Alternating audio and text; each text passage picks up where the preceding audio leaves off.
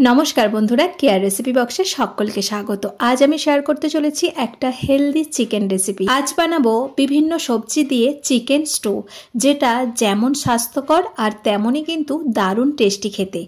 तार जोन्नो एखाने आमी किछु परिमाण सब्जी निये नियेछि और आमी जे सब्जीगुलो नियेछि तार मध्ये आछे एई जे बिन्स और नियेछि पेঁপে, गाजर और नियेछि पेঁয়াজ। একটা পেঁয়াজকে এরকম বড় বড় করে কেটে নিয়েছি আর নিয়েছি চিকেন। এখানে ৬-৭ পিসের মতো চিকেন আছে।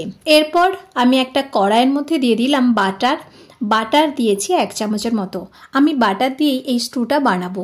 এখানে বাটারের পরিবর্তে সাদা তেলও অ্যাড করে দেওয়া যাবে। তারপর দিয়ে দিচ্ছি রসুন কুচি, আদা কুচি আর দিয়ে দেব পেঁয়াজের টুকরোগুলো।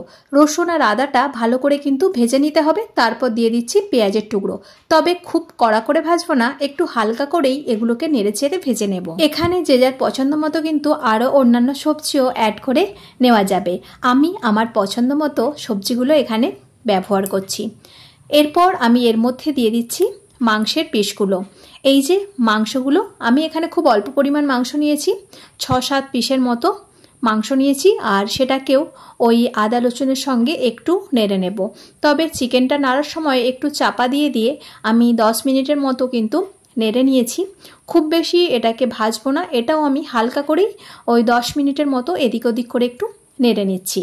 এই রকমভাবে একদিকটা যখন লালচে করে ভাজা হবে তখন তারপর চাপা দিয়ে আর একটু উল্টো দিকটাও করে নেব। এই যে এইভাবে যখন চিকেনটা ভাজা হয়ে যাবে তখন এর মধ্যে আমি অ্যাড করে দেব কেটে রাখা সবজিগুলো। এরপর সবজিগুলো এর মধ্যে দিয়ে চিকেনের সঙ্গে কিন্তু ভালো করে নাড়তে হবে আর এটা আমি 5 মিনিট টাইম দিয়ে সবজিগুলোকে ভালো করে নেড়ে দেব। তার মধ্যে দিয়ে দিচ্ছি 1 চামচের মতো গোলমরিচের গুঁড়ো আর দিয়ে দিলাম পরিমাণ মতো লবণ আর একটা কাঁচা লঙ্কা। ব্যাস, আর কিছুই কিন্তু এর মধ্যে মশলা লাগবে না।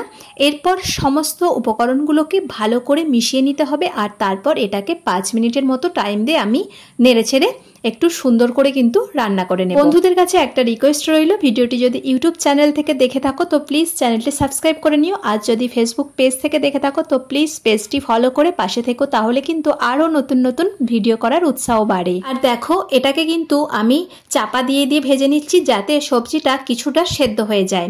আর তোমরা কে কিভাবে এই স্টুটা বানাও তা কিন্তু অবশ্যই কমেন্টে জানিও, তাহলে আমিও নেক্সট টাইম সেইভাবে ট্রাই করব। আমি যেভাবে স্টু বানাই সেটাই আমি তোমাদের সঙ্গে শেয়ার করছি। আর এরপর আমি এর মধ্যে দিয়ে দিচ্ছি জল। প্রথমে 1 কাপ পরিমাণ জল অ্যাড করে দিলাম। তারপর সবজিগুলো একটু নেড়ে নিয়ে আরও একটু জল অ্যাড করব। এখানে আমি 2 কাপ পরিমাণ জল অ্যাড করেছি, যেহেতু স্টুটা একটু পাতলা পাতলাই হবে আর এর এই ঝোলটাই কিন্তু খেতে অসাধারণ লাগে আর এটাই কিন্তু অনেকটা স্বাস্থ্যকর, তাই একটু বেশি করে জল দিতে হবে। এরপর আমি এটাকে চাপা দিয়ে সমস্ত সবজিগুলো খুব ভালো করে সেদ্ধ করে নিতে হবে। এখানে বন্ধুরা তোমরা তোমাদের পছন্দ মতো বিভিন্ন সবজি কিন্তু অ্যাড করে দিতে পারো। আমি আমার মতো আমার পছন্দের সবজি দিয়েই আজ স্টুটা বানাচ্ছি। এই দেখো, আমার কিন্তু একদমই সব সেদ্ধ হয়ে গেছে আর এই মাংসর কয়েকটা পিস আমি একটু এইভাবে খুন্তিতে ভেঙে দিচ্ছি।